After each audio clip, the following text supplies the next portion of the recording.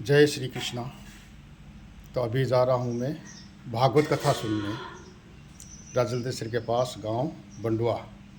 वहाँ पे मुकेश जी महाराज सिंथल वाले जो पहले लोहा में भी भागवत कथा कर चुके हैं और भी आसपास में बहुत सी भागवत कथा उनकी चल रही है। तो अभी बंडुआ चल रही है, तो बंडुआ चलते हैं और भागवत कथा सुनते हैं। आज 5वें दिन की भागवत कथा है। लोहा से भगत पधारे हैं सावर जी। SMS लोहा नाम से इनका YouTube चैनल चलता है और हमारी कथाओं का खूब इन्होंने प्रचार किया। इनके चैनल पर खूब कथाएं चलती है। दामोदर जी पंडित जी साथ में पंडित जी महाराज पधारे हैं। हम खूब स्वागत अभिवादन करते हैं बंडुआ नगरी के अंदर। इनका खूब इनका भाव रहता है कथाओं के अंदर, भगवान की भक्ति में, गौ सेवा के अंदर और सनातन धर्म के प्रचार में। तो भाई आप सब भक्त यदि सनातन धर्म की और गौ माता की सेवा के लिए निरंतर आगे बढ़े तो भाई हमारा भी, ब्राह्मण का भी मन होए कि भाई जब भक्त भी बढ़ सकते हैं तो भाई थोड़ा बहुत प्रयास तो मैं भी ब्राह्मण का बालक होकर के कर ही सकता हूं। देखो उस ब्राह्मण ने 1000 तुलसी के पत्ते चढ़ाए और प्रार्थना करी, हे प्रभु 1000 पत्ते चढ़ाने का कोई प्रभाव हुए तो उस पिशाचनी को पिशाच योनि से मुक्त कर दीजिए। महाराज मूर्ति फट गई, भगवान प्रकट हो गए और भगवान ने कहा, ब्राह्मण तेरी मैं तपस्या से बड़ा प्रसन्न हूं, जा मैं तुझे आशीर्वाद देता हूं, इस पिशाचनी को पिशाच योनि से मुक्त करता हूं और अगले जन्म में तू अयोध्या का सम्राट राजा दशरथ बनेगा और यही पिशाचनी तेरी धर्मपत्नी रानी कौशल्या बनेगी। घरों में प्रेम होना चाहिए भाई। जहां सुमति तह संपत्ति नाना, जहां कुमति तह विपत्ति निदाना।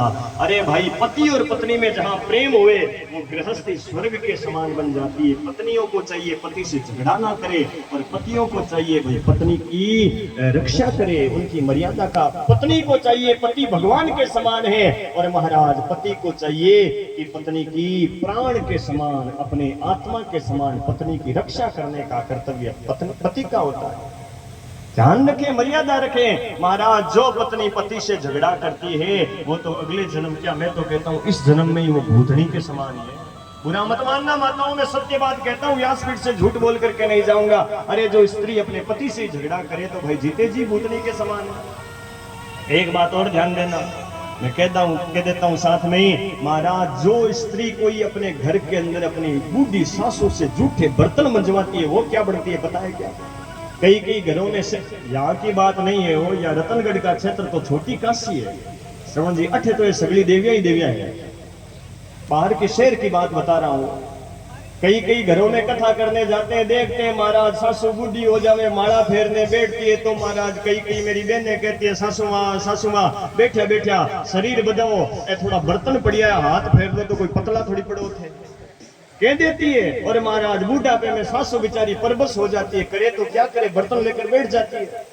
और यदि महाराज विचार करो वहां कोई भाई गिनाई पावना प्रसंगी मेहमान आ जावे तो कितना खराब लगे। और फिर महाराज ये बीननी बड़ा मक्खन लगाती है, कोई मेहमान भाई गिनाई आ जावे ना तो बीननी बड़ा आराम से कहती है, अरे पावना ने घणो ही मना करा अने घणो ही समझावा थे, माड़ा फेर्या करो पण बूढ़ापे में बर्तन लेर बैठ जावे। सासू बेचारी बर्तन मांजते मांजते मन में कहेगी, बीननी तू जटी बात कहे नहीं बा, मारो काल जो जाने तो कहीं के जी। अरे भाई उसको अगले जन्म में भिखारण बनना पड़ता है। जो अपनी बूढ़ी सासू से जूठे बर्तन मंजवाती है उसको भिखारण बनना पड़ता है, जूठा खाना पड़ता है लोगों का। मर्यादा रखो भाई, जनता जब तक जिंदा है उनकी सेवा कीजिए परमात्मा के रूप में। जिसके घर में बूढ़े सास ससुर है ना, समझ लो भगवान का आशीर्वाद मिला हुआ है। और बूढ़े माँ बाप का, बूढ़े सास ससुर का आशीर्वाद मिल गया ना, मैं कहता हूँ भगवान का आशीर्वाद लेने की भी आवश्यकता नहीं है। यदि उनकी आत्मा से आशीर्वाद मिल गया तो सबसे बड़ा आशीर्वाद है। घर में कोई बूढ़े माँ बाप किसी के, उनकी सेवा कर देते। दशरथ जी महाराज के 3 रानियां थी। आइए हम संक्षिप्त राम कथा में चलते हैं। एक बात ध्यान देना, अब यहाँ पुत्र कामेष्टि यज्ञ करवाया, 3 रानियां गर्भवती हुई, धीरे धीरे समय बीता है। और महाराज चैत्र का महीना आया, शुक्ल पक्ष आया, नवमी तिथि आई, अभिजीत मुहूर्त आया। ये अभिजीत मुहूर्त कब आता है? दिन के 12 सवा 12 बजे, 11:30 से 12:30 के बीच में ये अभिजीत मुहूर्त आता है। 2 घड़ी का अभिजीत मुहूर्त होता है। एक घड़ी के अंदर 24 मिनट होते हैं, 24 × 2 यानी 48 मिनट का ये अभिजीत मुहूर्त होता है। और इस अभिजीत मुहूर्त में कोई भी कार्य किया जाए, कोई भी दुगड़िया देखने की, चौगड़िया देखने की आवश्यकता नहीं है, वो कार्य सफल होता है। भगवान राम के मंदिर की नींव लगी तो उसकी नींव भी अभिजीत मूर्त के अंदर लगी। भगवान राम का जन्म हुआ तो वो भी अभिजीत मूर्त के अंदर हो रहा है। और जैसे ही अभिजीत मूर्त आया है, चैत्र का महीना शुक्ल पक्ष नवमी तिथि आई है, परात्पर भगवान श्री राम का अवतरण हुआ है। सारे देवता ऋषि मुनि पुष्पों से भगवान का स्वागत कर रहे हैं, आरती उतार रहे हैं। माता कौशल्या के गर्भ से भगवान राम अवतरित हुए हैं। आइए हम सभी मिलकर के भगवान राम की स्तुति करते हुए भगवान राम के जन्म का उत्सव मनाते हुए बधाइयां मना दो। आइए भाव के साथ श्री राम का नाम प्रवेश करें। दीन दयाला कौशल्या हितधारी अद्भुत रूप विचारी लोचन अभिरामा घन श्यामा निज आयुध भुज चारी भूषण वनमाला नयन विशाला सुवासिनी करारी जय भूकर जोरी स्तुति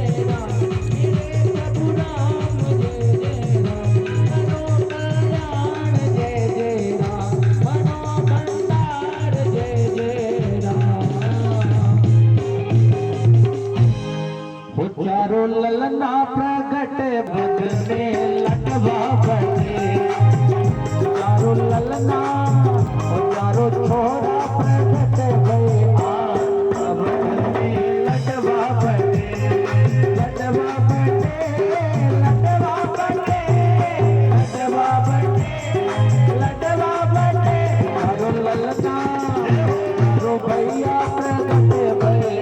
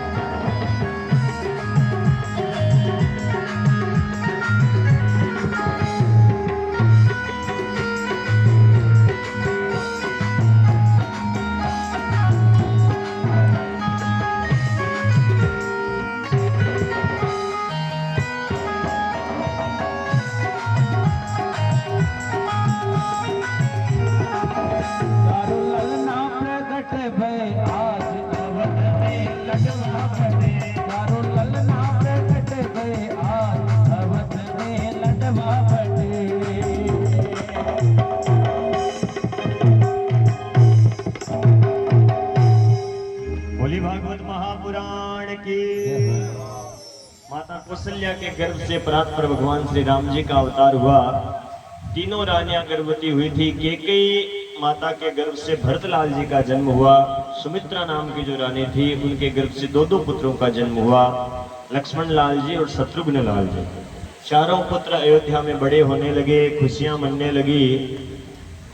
गुरु ग्रह गए पठन रघुराई, अल्पकाल विद्या सब आए। थोड़े दिनों में ही 64 प्रकार की भगवान ने विद्याओं को सीखा। वापस आए तो विश्वामित्र जी राम और लक्ष्मण को यज्ञ की रक्षा करने के लिए मांगने आ गए। दशरथ जी ने मना किया, लेकिन वशिष्ठ ऋषि के कहने से विश्वामित्र जी के साथ में दशरथ जी ने राम और लक्ष्मण को भेजा है। मार्ग के अंदर एक ताड़का नाम की राक्षसी मिली, भगवान राम ने उस ताड़का का उद्धार किया।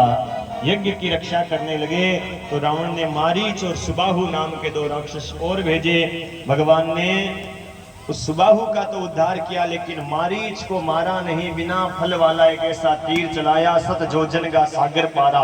100 योजन दूर लंका में जाकर के मारीच गिर गया। यज्ञ की रक्षा हुई। तभी जनकपुरी से एक पत्रिका आई, जिस पत्रिका में एक धनुष यज्ञ हो रहा था, मां जानकी का स्वयंवर हो रहा था। विश्वामित्र जी राम लक्ष्मण को अपने साथ में लेकर के जनकपुरी की ओर जाने लगे। मार्ग में एक महाराज, एक पत्थर की स्त्री खड़ी थी एक छोटी सी कुटिया के बाहर। तो भगवान राम ने पूछा गुरुदेव से, गुरुदेव ये पत्थर की स्त्री कौन है? तो विश्वामित्र जी कहते हैं, राम गौतम नारी साप वस उपल देह धरि धीर, चरण कमल रज चाहती कृपा करम रघुवीर। हे रघुवीर, ये गौतम ऋषि की पत्नी अहिल्या है और आप अपने चरणों की धूली इसके माथे पर लगाइए, इसका उद्धार हो जाएगा। भगवान राम ने कहा, मैं क्षत्रिय हूँ और ब्राह्मण की कन्या मेरे लिए देवी के समान है। मैं ब्राह्मण की बेटी के माथे पर पैर कैसे लगा सकता हूँ? कन्या तो कोई भी हुए वो देवी के समान है, और फिर ये ब्राह्मण की बेटी में पैर कैसे लगा सकता हूँ? विश्वामित्र जी ने सोचा, अहिल्या का उद्धार कैसे होगा? राम जी ने अपना पैर थोड़ा सा ऊपर किया, जोरदार हवा चली है। राम जी के चरणों की धूली उड़ करके जैसी अहिल्या के माथे पर लगी, और महाराज जन्म जन्म की पत्थर की अहिल्या स्त्री बन गई और अपने पति लोक को चली गई। बोलिए भक्तवत्सल भगवान की। अहिल्या का उद्धार हुआ। जनकपुरी के अंदर भगवान पहुंचे हैं, वहां पर एक धनुष रखा हुआ है। राजा जनक ने एक बार उस धनुष की पूजन करने की सोची। 10,000 हाथियों से भी वो धनुष हिलता नहीं था। तो राजा जनक ने सीता से कहा, बेटे सीता, मैं इस धनुष की पूजा करूंगा, इस धनुष के आसपास तो थोड़ा गोबर का चौका लगा देना, सफाई कर देना। सीता गई, धनुष के आसपास गोबर लगाया। सीता ने देखा धनुष के नीचे भी कचरा पड़ा है। सीता ने इस हाथ से धनुष उठाया, नीचे गोबर लगा करके वापस धनुष को रख दिया। राजा जनक ने देखा धनुष ऐसा था, 10,000 हाथियों से हिलता नहीं था, और इस धनुष के नीचे गोबर किसने लगाया? राजा जनक ने पूछा, बेटी सीता, धनुष के नीचे गोबर किसने लगाया? सीता कहती, पिताजी मैंने लगाया। अरे बेटी तूने लगाया, लेकिन लगाया कैसे? सीता ने वापस उस धनुष को इस हाथ से उठाया, कहा पिताजी ऐसे उठाया और ऐसे लगा करके ऐसे धनुष को रख दिया। उसी समय राजा जनक ने संकल्प लिया कि जो कोई इस धनुष के ऊपर प्रत्यंचा चढ़ाएगा, डोरी चढ़ाएगा, उसके साथ में अपनी बेटी जानकी का विवाह करूंगा। हजारों राजा आए हैं। एक सहस्त्रबाहु नाम का राजा था, उसके 1000 हाथ थे। वो हजार हाथों से धनुष हिलाने का प्रयास करता है, लेकिन धनुष उससे हिलता नहीं है। रावण आया, 20 भुजाओं से प्रयास करता है, किसी से धनुष हिला नहीं। तो राजा जनक ने क्षत्रियों को अपशब्द कहे। राजा जनक कहता है, अरे मुझे लगता है धरती ने बीज गंवाना चालू कर दिया है, धरती क्षत्रियों से हीन हो गई है। यदि मुझे पहले ऐसे पता होता तो मैं ऐसा संकल्प नहीं लेता और आज मेरी बेटी कंवारी नहीं रहती। महाराज लक्ष्मण जी खड़े हुए और कह रहे हैं, राजा जनक अपनी जबान को संभाल करके बोल, तू नहीं जानता यहाँ पर दशरथ नंदन, कौशल्या नंदन, सुमित्रा नंदन बैठे हुए हैं। विश्वामित्र जी ने लक्ष्मण जी का हाथ पकड़ा और कहा, लक्ष्मण जी आप रहने दीजिए। राम जी से कहा, राम जी आप जाइए। राम जी खड़े हुए हैं। धनुष को राम जी ने प्रणाम किया, गुरुजनों को प्रणाम किया, और प्रणाम करके धनुष को जैसे ही हाथ लगाया है, हाथ लगाते ही महाराज धनुष पुष्प के समान हल्का हो गया। और जैसे ही राम जी ने एक हाथ से धनुष उठाया है और धनुष को उठा करके डोरी को खींच करके प्रत्यंचा चढ़ाया, खींचते ही महाराज धनुष टूट गया। और जैसे ही धनुष टूटा है, माता सीता वरमाला लेकर के तैयार खड़ी है। अब जैसे ही माला पहनाने के लिए आती है, लेकिन महाराज शादी विवाह में थोड़ी हंसी मजाक होती है। सीता है थोड़ी छोटी और राम जी है थोड़े लंबे, हाथ नहीं पहुंच रहा। तो साथ में जो सहेलियां थी, वो सहेलियां राम जी से कहती, राम जी थोड़ा नीचे झुक जाइए ना। राम जी कहते हैं, हम 10 नंदन कौशल्या नंदन किसी के सामने झुकते नहीं है, माला पहनाने तो ऐसे ही पहना। अब महाराज सहेलियां विश्वामित्र जी के पास गई, गुरुदेव आप अपने बेटे अपने शिष्य को बोल दीजिए ना, पुत्र को बोल दीजिए कि थोड़ा झुक जावे। विश्वामित्र जी कहते हैं हम साधु महात्मा है, हमारा काम था धनुष तुड़वाना, हमने तुड़वा दिया, अब शादी विवाह तो आप जानो, काम बना नहीं। तो महाराज सहेलियां गई लक्ष्मण जी के पास, लक्ष्मण जी से कहने लगी लक्ष्मण जी आप हमारा काम बना दीजिए, हम आपका काम बना देंगे, अपने भाई को झुकने का बोल दीजिए, पीछे छोटी बहन उर्मिला तैयार खड़ी है, लगे हाथ आपका और ब्याह करवा देंगे। अब महाराज लक्ष्मण जी बड़े बुद्धिमान थे, लक्ष्मण जी अपने भाई को झुकने का तो नहीं बोल सकते, लेकिन लक्ष्मण जी ने एक कार्य किया, लक्ष्मण जी ने भगवान राम के पास जाकर के दंडवत प्रणाम करने लगे और कहने लगे भैया राम आपने धनुष तोड़ा, मैं आपको प्रणाम करना भूल गई। अब राम जी लक्ष्मण जी को उठाने के लिए झुके, अरे बस बस बस बस लक्ष्मण खड़ा हो जा, इतने में माता सीता ने वरमाला पहना दी और सभी सखियां गीत गाने लगी। किस प्रकार, आइए भगवान राम का विवाह हो रहा है, हम सभी कन्यादान करते हुए झूमते नाचते हुए बाराती बन करके भगवान राम के विवाह के अंदर प्रेम से चले आगे की राम कथा के अंदर प्रवेश करते हो। आइए सभी भाव के साथ। हो झुक जाओ मारा दीन दयाल, झुकनो पड़ती झुक जाओ मारा, झुक जाओ मारा, झुक जाओ मारा राजकुमार, झुकनो पड़ती झुक जाओ मारा दीन दयाल, झुकनो पड़ती झुक जाओ मारा, झुक जाओ मारा दीन दयाल, झुकनो पड़ती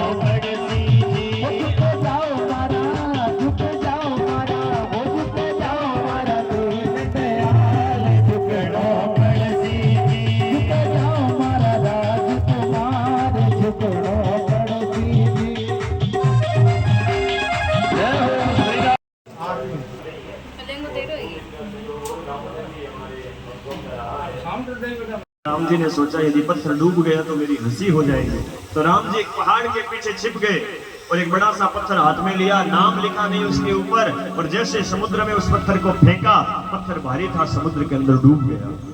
राम जी ने सोचा ये कैसे हुआ, बंदर मेरा नाम लिख करके पत्थर फेंकते हैं, वो पत्थर तो तिरने लग जाता है, और मैंने अपने हाथों से पत्थर फेंका, वो भी डूब कैसे गया।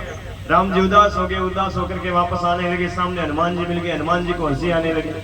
राम जी कहते हनुमान हंस क्यों रहे हो? हनुमान जी कहते प्रभु जहां जहां राम वहां पीछे पीछे हनुमान, मैंने अभी अभी देखा आपने अपने हाथों से पत्थर फेंका और आपके हाथ का फेंका हुआ पत्थर समुद्र में डूब गया, इसलिए हंसी आ रही है। राम जी कहते हैं प्रभु, राम जी कहते हैं हनुमान ये क्या लीला है, तुम सब मेरा नाम लिख करके पत्थर फेंकते हो, वो पत्थर भी तिरने लग जाता है, और मैंने अपने हाथों से पत्थर फेंका वो भी डूब क्यों गया। हनुमान जी महाराज कहते हैं प्रभु इसमें सारी लीला आपकी है। अरे आपके नाम का जो सहारा लेता है वो तो समुद्र क्या भव सागर से पार उतर जाता है, और जिसको प्रभु आप अपने हाथों से छोड़ देते हो उसको तो फिर संसार रूपी सागर में डूबना ही पड़ता है। जिसको भगवान ने छोड़ दिया उसको फिर संसार से कोई पार लगा नहीं सकता। इसीलिए संत भगवान क्या कहते हैं, राम से बड़ा राम का नाम। महाराज केवल राम का नाम लेने से हमारे देश में कितने कितने संत हुए थे, केवल राम के नाम से फिर गए। नंदा नाई सजन कसाई मीराबाई नरसिंह मेहता चेता चमार कुंभा कुमार फुल्ली जाटड़ी, महाराज कितने कितने भक्त हुए हैं जो केवल राम के नाम के सहारे इस भव सागर रूपी संसार से पार कर गए। और संत भगवान क्या कहते हैं, राम से बड़ा राम का नाम, राम से बड़ा राम का नाम, राम से बड़ा राम का नाम, राम से बड़ा राम का नाम, राम से बड़ा राम का नाम। अंत में निकला यही परिणाम, अंत में निकला यही परिणाम, राम से बड़ा राम का नाम, राम से बड़ा राम का नाम।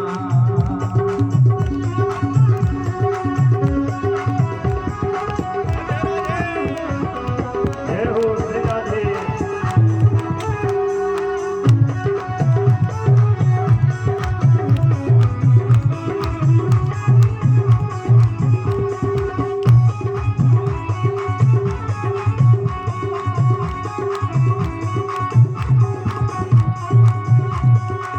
सिमरि राम रूप बिन देखे, कोड़ी लगे नादान, कोड़ी लगे नादान। ओ सिमरि राम रूप बिन देखे, कोड़ी लगे नादान, कोड़ी लगे नादान। ओ नाम के बादे खिंचे आएंगे, नाम के बादे बंदे आएंगे, आखिरी दिन राम, राम से बड़ा राम का नाम, राम से बड़ा राम का नाम। अंत में निकला यही परिणाम, राम से बड़ा राम का नाम।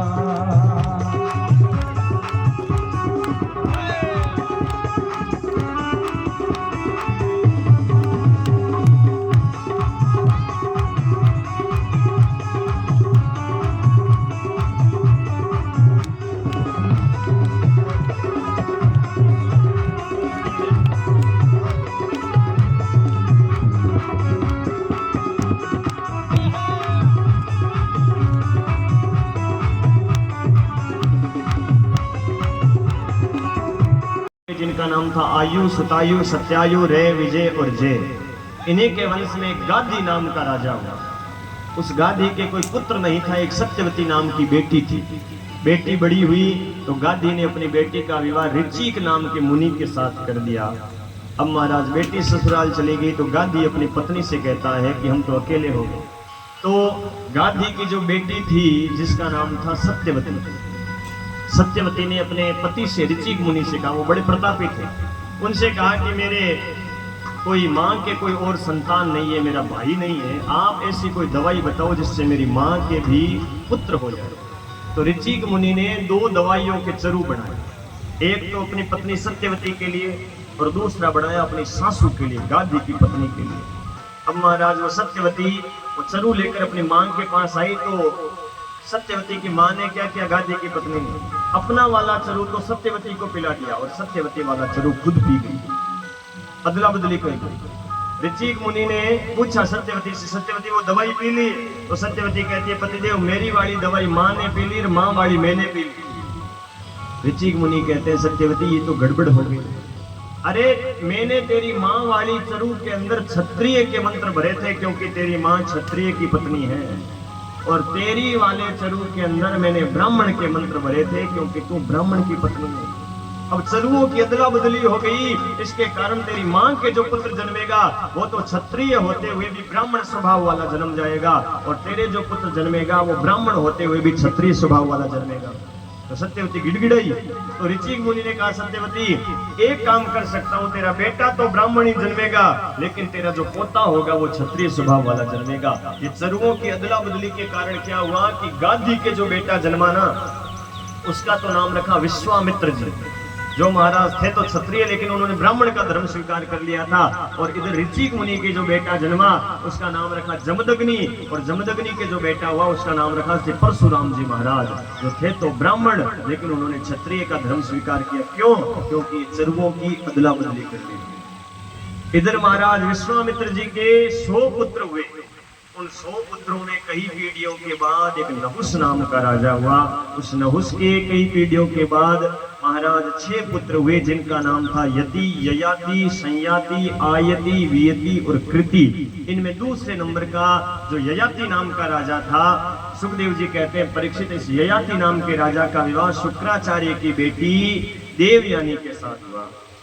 तो परीक्षित ने प्रश्न पूछ लिया, महाराज मेरे एक बात समझ में नहीं आई। आपने कहा था कि राजा ययाति जो था वो क्षत्रिय था, और शुक्राचार्य की बेटी जिसका नाम था देवयानी, ये देवयानी तो ब्राह्मण की बेटी थी, शुक्राचार्य तो ब्राह्मण थे। तो क्षत्रिय राजा का विवाह ब्राह्मण की बेटी के साथ ये विलोम विवाह कैसे हुआ, ये आप मुझे बताइए। विलोम विवाह नहीं होते थे पहले, तो ये विलोम विवाह कैसे हुआ? तो सुखदेव जी महाराज कहते हैं परीक्षित सावधान होकर के सुनना, ये विलोम विवाह कैसे हुआ। शुक्राचार्य की बेटी देवयानी और राजा की बेटी जिसका नाम था शर्मिष्ठा, ये दोनों सहेलियां थी। प्रश्न का ध्यान रखना, राजा ययाति का विवाह ब्राह्मण की बेटी, क्षत्रिय का विवाह ब्राह्मण की बेटी के साथ कैसे हुआ, इस प्रश्न पर हमारी कथा चल रही है। शुक्राचार्य की बेटी देवयानी और राजा की बेटी शर्मिष्ठा दोनों सहेलियां थी। ये दोनों एक बार नदी के किनारे स्नान करने के लिए गई, और महाराज दोनों स्नान कर रही थी, तभी पास से नारद जी महाराज गुजरे, और नारद जी को देख करके राजा की बेटी ने देख लिया और शर्म आने लगी। तो वो जल्दी से बाहर निकल के जल्दबाजी में कपड़े पहनने लगी। उसने जल्दबाजी में क्या किया, अपनी सहेली देवयानी की, उस ब्राह्मण की बेटी के कपड़े पहन लिए। अब वो देवयानी शुक्राचार्य की बेटी बाहर निकली, तो उसने देखा मेरे कपड़े तो शर्मिष्ठा ने, राजा की बेटी ने पहन लिए। तो वो देवयानी कहती है, शर्मिष्ठा तूने मेरे कपड़े पहन लिए तो मैं क्या पहनूंगी। राजा की बेटी शर्मिष्ठा कहती है, देवयानी जल्दबाजी में पहन लिए तो पहन लिए, क्या हो गया, तू मेरे वाले पहन ले। तो ब्राह्मण की बेटी वो देवयानी कहती है, मैं ब्राह्मण की बेटी हूँ, किसी के पहने हुए कपड़े नहीं पहन सकती, मैं तो अपने ही कपड़े पहनूंगी, तू खोल करके दे। राजा की बेटी को गुस्सा आया। राजा की बेटी कहती है, बड़ी आई कपड़े अपने पहनने वाली, तेरा बाप मेरे बाप के सामने आता है, हाथ फैलाता है, भीख मांगता है, तब तो तेरा घर चलता है, भिखमंगी कहीं की, पहनना है तो पहन ले, नहीं तो पड़ी रहे। अब महाराज राजा की बेटी ने ब्राह्मण की बेटी को भिखमंगी बोल दिया, तो ब्राह्मण की बेटी राजा की बेटी से कहती है, शर्मिष्ठा बोलने चालने का तुझे पता नहीं है, आचार विचार का तुझे पता नहीं है, पैरने ओढ़ने का तुझे पता नहीं है, राक्षसी कहीं की। ब्राह्मण की बेटी ने राजा की बेटी को राक्षसी बोल दिया। दोनों बहने बहने महाराज जुटम जुटा हो गई नदी के किनारे। ये जो माताएं बहनें होती हैं इनको प्रणाम करते हैं, लेकिन महाराज माताओं बहनों के अंदर प्रेम हुए ना तो 2 मिनट में ही हो जाता है, और यदि लड़ाई झगड़ा हुए तो ये माताएं बहनें चिमटा बेलन उठाने में भी देरी नहीं लगाती। प्रेम 2 मिनट में ही हो जाएगा, कथा में ही हो जाएगा। आसपास के गांवों से ढाणियों से आएगी, कथा में बैठेगी, महाराज तो कथा सुनाते रहेंगे और ये आपस में बात करती रहेगी। पास वाली को ऐसे कोड़ी मार करके कहेगी, हे हो सुनो नहीं, हानो सांस रो किस जगह है, फलानी जगह है। फिर कैसे कोड़ी मार कर कहेगी, हे हो एक बात बताओ, नहीं था देवर जेठ कितना है।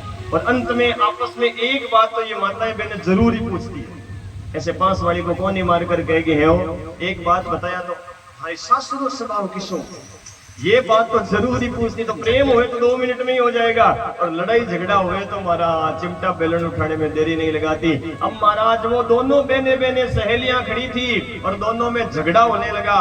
महाराज राजा की बेटी ने ब्राह्मण की बेटी को भिखमंगी बोल दिया, और ब्राह्मण की बेटी ने राजा की बेटी को राक्षसी बोल दिया। दोनों लड़ाई करने लगे। ब्राह्मण और क्षत्रिय दोनों लड़े, तो दोनों में तेज कौन पड़े भाई बताएगा?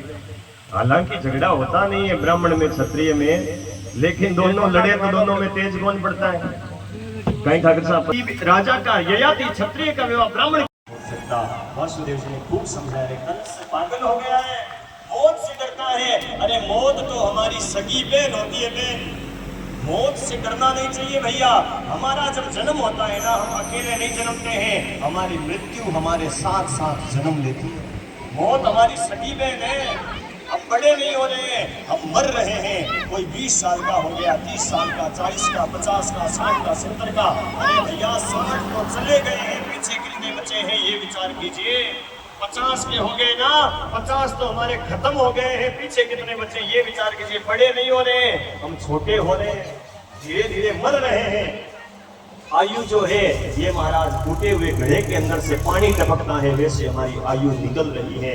आजकल महाराज कोई ये अंग्रेजों के देखा देखी एक वो सिस्टम चला है, कोई किसी का बच्चा 10 साल का हुए सामने केक मंगाती है, बेटे के हाथ में चाकू पकड़ाती है, मोमबत्ती जलाती है और बेटे से कहती ले बेटा फूंक मार, मोमबत्ती बुझाती है। और फिर महाराज वो बेटे से हाथ से वो चाकू से केक कटवाती है, बड़ा ठुमका लगा करके हैप्पी बर्थडे टू यू बोलती है। और महाराज मम्मी सोचती है इससे मेरा बेटा बड़ा संस्कारी हो जाएगा। अरे भैया मैं कहता हूँ आपसे बड़ा इस संसार में कोई मूर्ख नहीं है, पागल नहीं है। आप कहोगे महाराज ऐसे कैसे कह रहे हो पागल? अरे और नहीं तो क्या, पागल नहीं हो तो क्या हो? जिस मोमबत्ती को फूंक मार करके बुझाना ही था तो फिर उसको जलाया काहे था? यदि बुझाना ही था तो जलाया क्यों था? फूंक मार करके बुझा रहे हो। अरे हमारे धर्म में तो जलता हुआ दीपक बुझ जाए ना तो हम उसको अपशगुन मानते हैं, और फूंक मार करके मोमबत्तियां बुझा रहे हो। हमारा धर्म हमें ये शिक्षा देता है कि जलाओ दिए पर रहे ध्यान इतना, रह ना पाए अंधेरा धरा पे कहीं भी। हमारा धर्म हमें किसी गरीब की झोपड़ी में दिया जलाना सिखाता है, मंदिर में दीपक जलाना सिखाता है। ये दीपक बुझाना, मोमबत्तियां जलाना, मोमबत्तियां बुझाना, केक काटना हमारे संस्कार नहीं है भैया। हमें केक एक दूसरे से कट करके अलग होना सिखाता है। अरे जन्मदिन मनाओ, मैं जन्मदिन का विरोधी नहीं हूँ, खूब जन्मदिन मनाओ। जन्मदिन वाले दिन बच्चों के हाथों से लड्डू बंटवाओ। लड्डू हमें एक दूसरे से जुड़ना सिखाता है और केक हमें एक दूसरे से अलग होना सिखाता है। अरे आजकल की मम्मियां सोचती है हैप्पी बर्थडे टू यू बोलने से मेरा बेटा बड़ा इंटेलिजेंट हो जाएगा। अरे मैं कहता हूँ आपका बेटा ये केक काटने से, हैप्पी बर्थडे टू यू बोलने से बुद्धिमान इंटेलिजेंट बनेगा या नहीं बनेगा? लेकिन मैं एक बात गारंटी के साथ कहता हूँ, यदि आपने बच्चे के जन्मदिन वाले दिन बेटे को गौशाला में लेकर के गए, बच्चों के हाथों से गायों को गुड़ खिलाना प्रारंभ किया, घर के अंदर कोई बुजुर्ग है, माता पिता है, उनका आशीर्वाद दिलवाया, बच्चों के हाथों से पेड़ लगवाना प्रारंभ कीजिए। बेटा 20 साल का हुए उसको शिक्षा दीजिए कि एक जन्मदिन आएगा तो बेटा अपने हाथ से एक पेड़ लगाना, और किसी का बेटा 20 साल से पेड़ लगाना प्रारंभ करे और 50 साल तक वो अपने हाथों से पेड़ लगावे तो उसके जीवन में 30 पेड़ लगेंगे। अब विचार कीजिए वो बच्चा यदि संसार से चला भी जाएगा ना, उसके पीछे लगे हुए वो 30 पेड़ कितनी ऑक्सीजन देंगे, कितनी लकड़ी देंगे, कितनों को छांव देंगे, कितने पक्षियों को आसरा देंगे, कितना महाराज पर्यावरण को, वातावरण को शुद्ध करेंगे। यदि हम मर भी जाएंगे तो हमारे पीछे वो पेड़ हमारी जीवन गाथा गाएंगे। ये केक काटने से, हैप्पी बर्थडे टू यू बोलने से आपके बच्चे संस्कारवान नहीं बनेंगे। जिस दिन बच्चों का जन्मदिन हुए उस दिन बच्चों को गौशाला लेकर के जाइए, गायों को बच्चों के हाथों से गुड़ खिलवाइए, गायों को घास खिलवाइए, चारा खिलवाइए, एक झाल कचरे का अनुदान कीजिए। वो बच्चा संस्कारवान होगा। मैं गारंटी के साथ कहता हूँ वो बच्चा कभी जीवन में नहीं भटकेगा और महाराज बड़ा होकर के माँ बाप की सेवा करेगा, संस्कारवान बनेगा।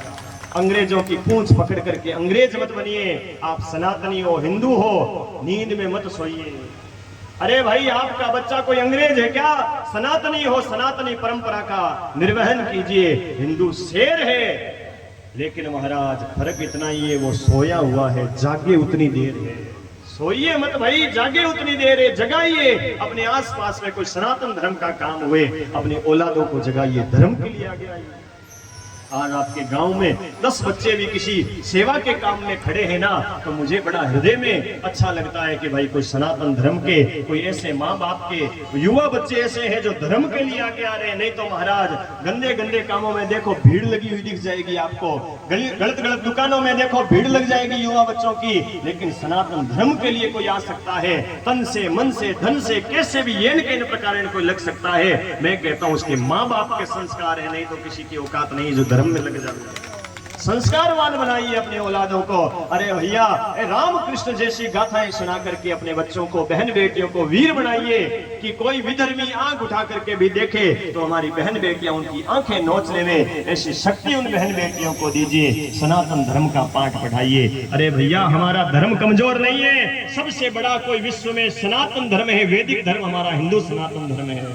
लेकिन हम मूर्ख क्या करते हैं आजकल, यदि हमसे कोई कहे ना देखो बुरा मत मानना, लेकिन मैं व्यासपीठ से सत्य की बात कह करके जाऊंगा। मुझे आपसे, आपके गांव से कोई वोट लेने नहीं है, आप सहयोग देना आपकी बड़ी कृपा है, नहीं दो तो भाई कोई ना कोई गांव वाले और देंगे, लेकिन मैं विश्वास के साथ आपके गांव में आया हूं, मैं सत्य बात कह करके जाऊंगा। हम इतने हिंदू बैठे हैं, यदि हमसे कोई कह देवे ना आपका धर्म क्या है, आप छाती ठोक करके कहेंगे मैं हिंदू हूं, लेकिन सामने वाला बोल देवे ना भाई तेरे पास निशानी क्या है रे हिंदू की, क्या जवाब देंगे?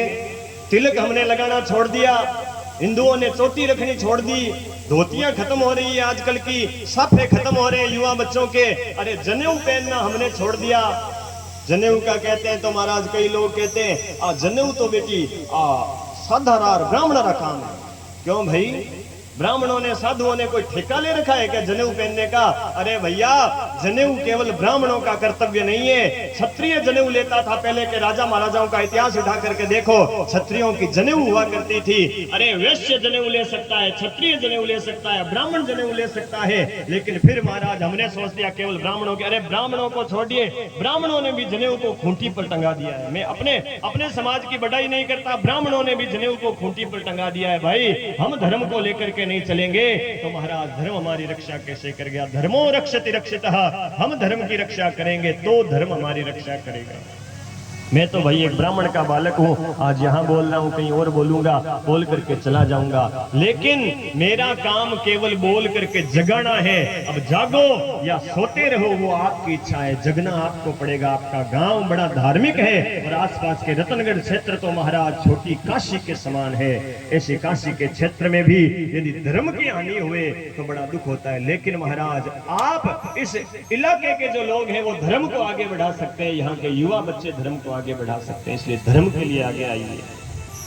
वासुदेव जी ने खूब समझाया तो कंस कहता है जेल में बंद रहना पड़ेगा।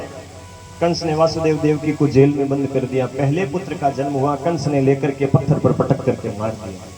इसी प्रकार 6 पुत्रों की कंस ने हत्या कर दी। 7वें पुत्र के रूप में बलराम जी महाराज का शेषनाग का अवतार हो रहा है। भगवान ने सोचा कंस मामा तो जन्म लेते ही मारने आ जाता है, तो योग माया को आदेश दिया। योग माया ने देवकी के 7वें गर्भ को खींच करके रोहिणी के गर्भ में स्थापित कर दिया। कंस ने पूछा 7वां क्या हुआ? तो कहने लगे 7वां तो पेट में ही खत्म हो गया, गर्भ में ही खत्म हो गया।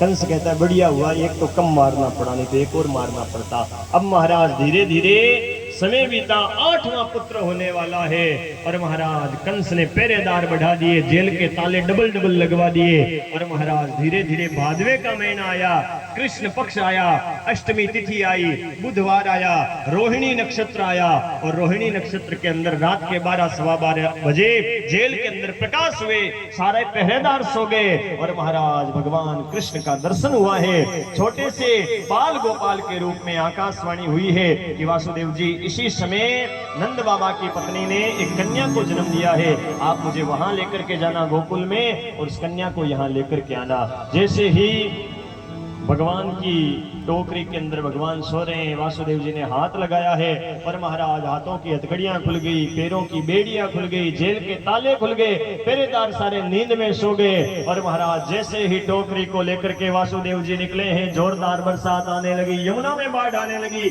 भगवान ने पैर निकाला है, यमुना ने मार्ग दे दिया और सारे देवता किस प्रकार स्वागत कर रहे हैं। आइए भाव के साथ हम भी भगवान की सुंदर सी झांकी का दर्शन करते हुए बड़े भाव के साथ भगवान के जन्मोत्सव में प्रवेश करें। आइए भाव के साथ। क्या बात हो गई जब से जन्मे कन्हैया, जरा बात हो गई जब से जन्मे कन्हैया, जरा बात हो गई। खुल गए सारे ताले, क्या बात हो गई, खुल गए सारे ताले, क्या बात हो गई जब से जन्मे कन्हैया, जरा बात हो गई।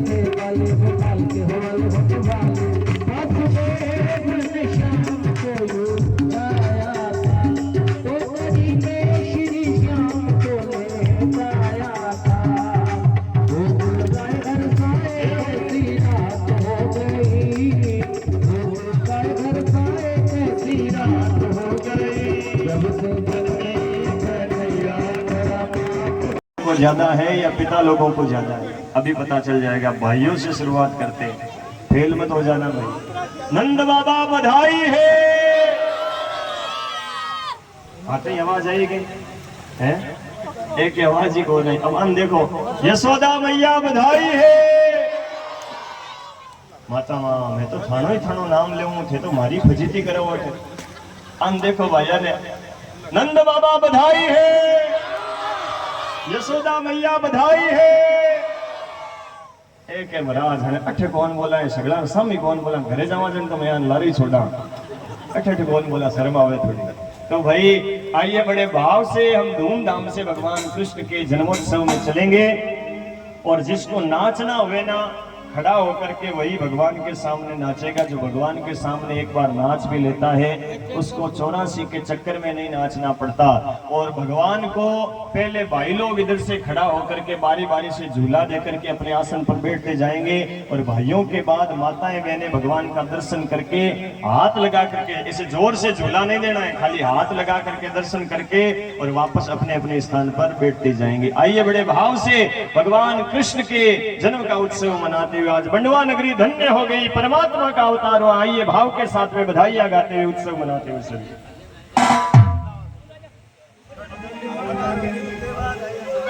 कान जी का दर्शन करो या खाली दर्शन ना करिया, प्रणाम करो जब भट चढ़ाव हो गया भगवान के।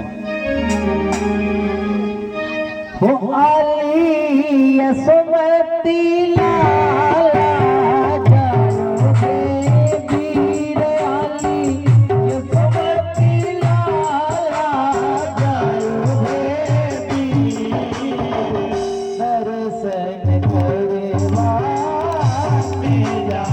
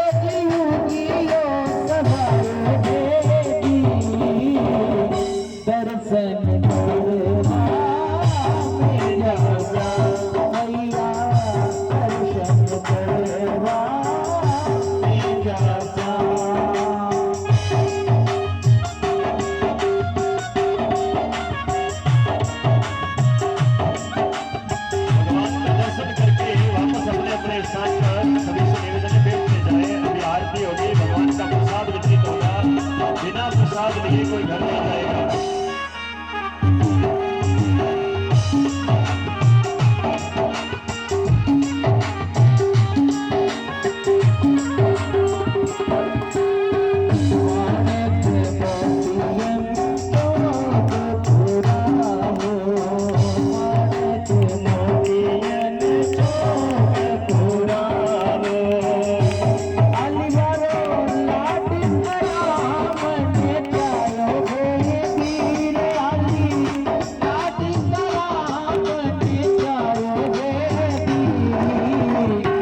दर्शन करवा जा मैया दर्शन करवा जा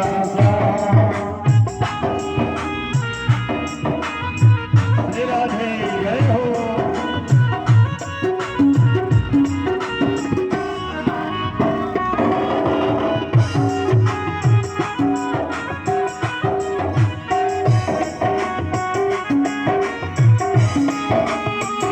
Thank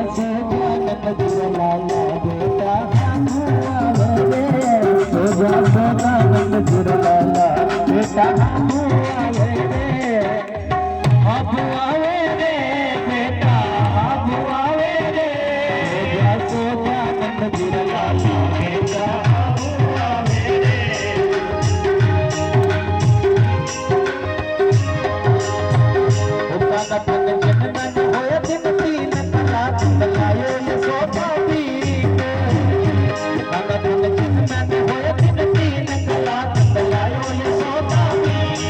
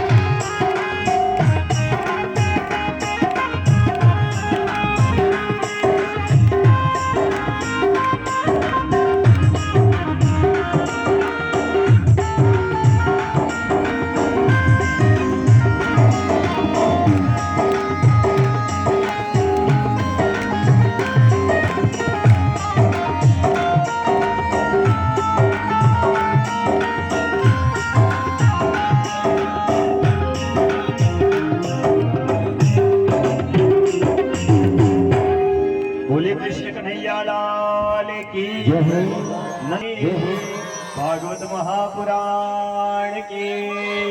बड़े धूमधाम से बंडवा धर्म नगरी के अंदर भगवान श्री कृष्ण का अवतरण हुआ है और ये भगवान के जन्मोत्सव की बधाइयां ऐसे ही मनती रहेगी।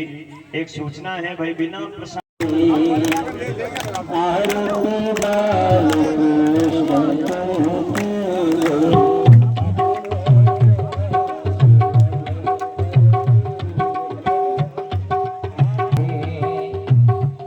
आरती बाल कृष्ण की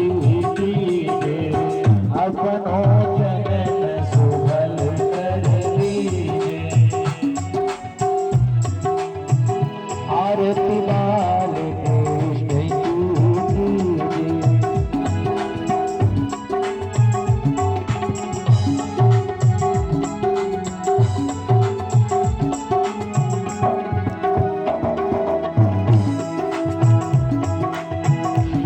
सदा को परम दुलारो, श्री सदा को परम दुलारो।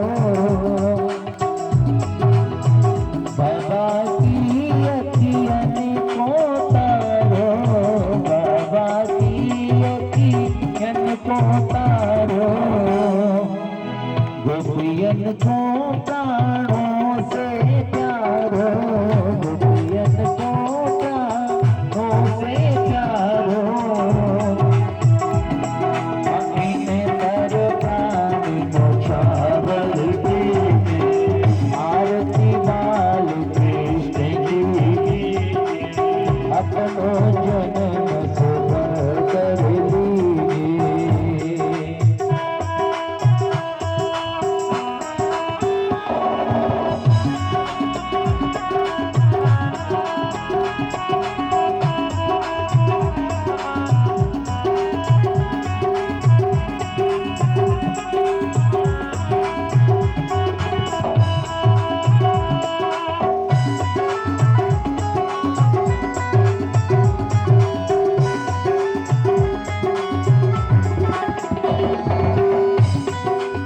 बलदाऊ को छोटा भैया, बलदाऊ को छोटा भैया।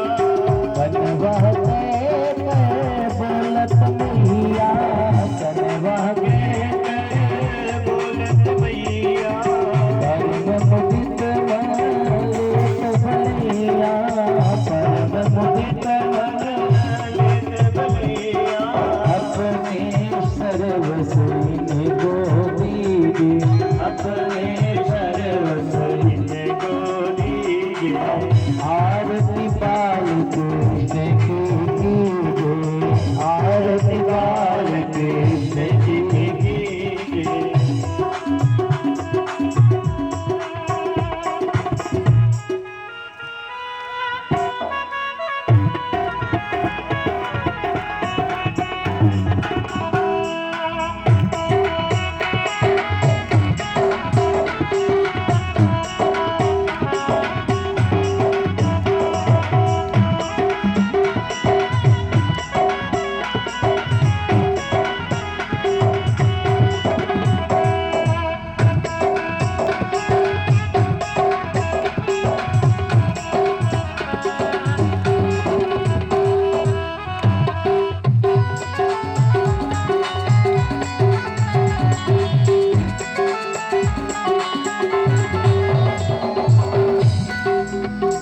राधावर सुगड़ कन्हैया, श्री राधावर सुगड़ कन्हैया।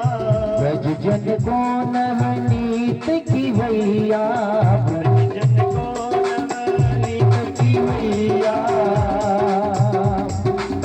देखत ही मन लेत चुरैया, देखत ही मन लेत चुरैया। देखत ही मन लेत चुरैया, देखत ही मन लेत चुरैया। छवि नयन भर लीजिए, छवि नयन भर लीजिए। आरती बाल कृष्ण की कीजिए, आरती बाल कृष्ण की।